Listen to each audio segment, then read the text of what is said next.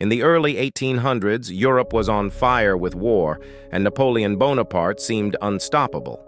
But few know the name of Karl Schulmeister, an Austrian con artist turned spy who infiltrated Napoleon's inner circle and then betrayed him. Schulmeister began as a smuggler and shady merchant, but he had a gift: mimicry, charm, and total shamelessness. The Austrian government recruited him to act as a double agent, feeding Napoleon false information.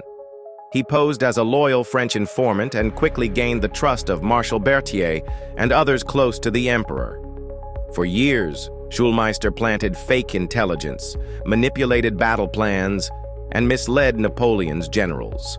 His deceptions directly influenced multiple French defeats, most notably at Aspern-Essling, where Austria halted Napoleon's advance for the first time. Napoleon never discovered the truth.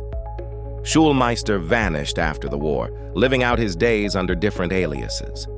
But his spycraft, deception, and sheer nerve played a crucial role in dismantling the French Empire from within.